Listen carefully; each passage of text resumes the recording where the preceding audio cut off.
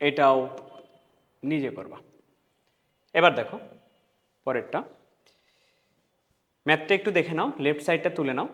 এই ম্যাথের প্রমাণ করতে বলছে 0, প্রমাণ করতে বলছে 0। তাহলে তুমি যেটা করবা, তুমি যদি এইটুকুতে তাকাও, এইটুকুতে দেখো একটা সূত্র পড়ছে, সূত্র হলো 2 cos a cos b।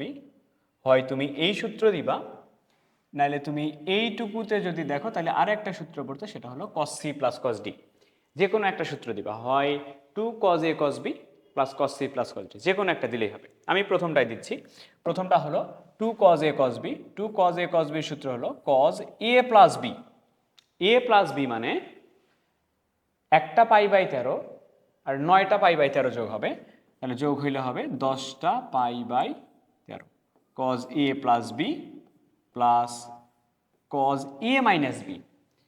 একটা পাই বাই 13 থেকে 9টা পাই বাই 13 বাদ দিব, তাহলে থাকবে -8টা। কজের মধ্যে আমি -8 লিখবো না, তাহলে 8টা পাই বাই 13 থাকবে, plus cos 3 pi by 13 plus cos 5 pi by 13। খেয়াল করে দেখো তো, অ্যান্সার প্রমাণ করতে বলছে কি 0, তার মানে সবগুলো কেটে যাওয়া উচিত, কেটে গিয়ে 0 আসা উচিত, কিন্তু তাই কি আসছে? আসে নাই। তো আমরা এখন যেটা করব, যে বড় কোণ যেগুলো আছে ওইগুলোকে ছোট করব, বড় কোণকে ছোট করব। তাহলে বড় কোণ কোনটা কোনটা মনে হচ্ছে তোমার কাছে? এই দুটো ধরো বড় কোণ। তাহলে cos 13 থাকলো, 10 পাইকে লিখতে পাই 13 পাই মাইনাস 3 পাই, প্লাস cos 13 নিচে থাকলো, 8কে লিখতে পারি 13 পাই মাইনাস 5 পাই। এটা রেখে দিচ্ছি, cos 3 পাই বাই 13 রেখে দিচ্ছি, প্লাস cos 5 পাই বাই 13 এটাও রেখে দিচ্ছি। তাহলে খেয়াল করে দেখো কি আসতেছে, cos 13 আর 13 কেটে যাবে, pi minus 3 pi by 13 plus cos 13 আর 13 কেটে যাবে, pi minus 5 pi by 13 plus cos 3 pi by 13 plus cos 5 pi by 13। পাইয়ের সামনে পূর্ণ সংখ্যা আছে, যেহেতু পূর্ণ সংখ্যা আছে চেঞ্জ হবে না, cos cosই থাকবে, এখানে আসবে 3 পাই বাই 13। কোন চতুর্ভাগে? পাই মাইনাস মানে কি, পাই এতখানি আসলা মাইনাস হইল মানে কি এখানে, তাহলে এই দ্বিতীয় চতুর্ভাগে cos নাই মাইনাস, এটা আসবে মাইনাস cos 5 পাই বাই 13, আর ওইদিকে plus cos 3 pi by 13 plus cos 5 pi by 13। দেখো তো সব কেটে যায় কিনা, সব কেটে গেলে অ্যান্সার চলে আসবে 0। এই অনুশীলনীর লাস্ট ম্যাথ হচ্ছে, এটা হচ্ছে 4-এর শেষ নাম্বারটা, 4-এর শেষ নাম্বার। এটা ম্যাথটা তুলে নাও, লেফট সাইড তুলে নাও। প্রমাণ করতে বলছে sin 7a plus sin 3a। দেখো তো উপরে থেকে একটা সাইন, ম্যাথ তুলতে সম্ভবত একটু ভুল হয়েছে, একটু দেখে নিই আমি, দাঁড়াও। উপরে থেকে সাইন এ ছিল প্রথমটা, এই ম্যাথের এইখানে সাইন এ ছিল। তো উপরের যে রাশি দুটো আছে ওই রাশি দুটার মধ্যে থেকে কমন যাবে সাইন এ। সাইন এ যদি কমন যায়, এখানে থাকবে cos 3a, cos 2a, cos 7a, cos 2a divided by sin 4a, sin 3a minus sin 5a sin 2a। উপরে থেকে cos 2aও কমন নেওয়া যেত, কিন্তু cos 2a কমন নেই নাই, তার কারণ হচ্ছে আমি এখানে সূত্র দিব। কি সূত্র দিব? দেখো তো, cos এর দুটা রাশি গুণ অবস্থায় আছে, cos এর দুটা রাশি গুণ অবস্থায় আছে, sin এর দুটা রাশি গুণ অবস্থায় আছে, sin এর দুটা রাশি গুণ অবস্থায় আছে। তাহলে ওখানে যদি আমি একটা সামনে 2 নিতে পারি, তাহলে সবগুলাতে সূত্র পড়বে কিনা। তাহলে আমি করব কি, উপরের গুলাতে একটা করে 2 নিব এবং নিচের গুলাতেও একটা করে 2 নিব, আলটিমেটলি ওরা কেটে যেত। তাহলে সাইন এ থাকলো, উপরে সূত্র দিচ্ছি দেখো, উপরের সূত্র পরে 2 cos a cos b, উপরের সূত্র পরে 2 cos a cos b।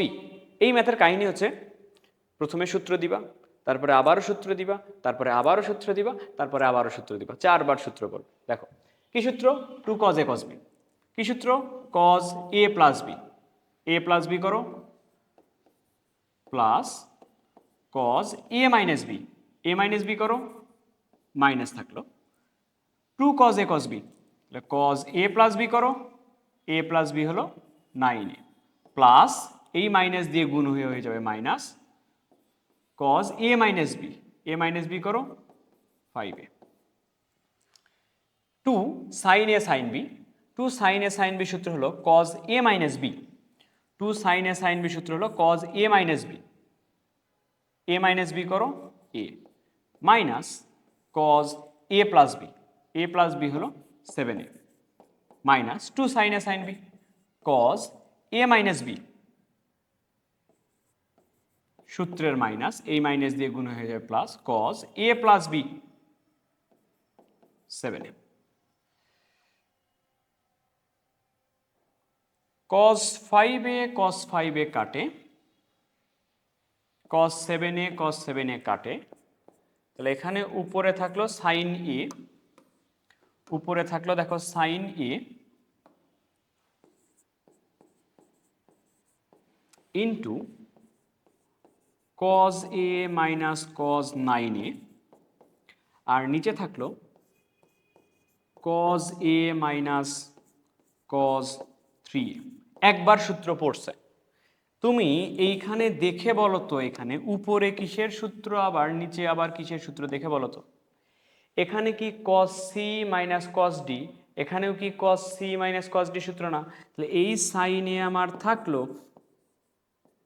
cos c minus cos d 4 number সূত্র, 2 সাইন দুটা যোগ করে 2 দিয়ে ভাগ, c প্লাস d বাই 2, দুটা যোগ করলে হবে 10a বাই 2, তাহলে আসবে 5a into sine d minus c by 2, d minus c, d minus c, 9টা এ থেকে একটা এ বাদ দাও, 8টা এ বাই 2, 4টা এ, cos c minus cos d same কথা, 2 সাইন দুটা যোগ করে 2 দিয়ে ভাগ,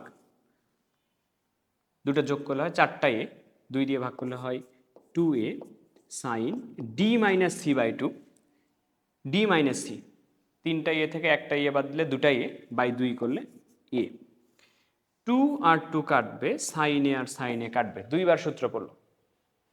ওকে, কি থাকে একটু লিখি, উপরে থাকলো sign 5a into sign 4a, নিচে থাকলো সাইন 2a। আচ্ছা, প্রমাণ আমাকে যেটা করতে বলছে ওইখানে বলছে নিচে কোনো কিছু থাকা যাবে না, জাস্ট উপরে থাকবে।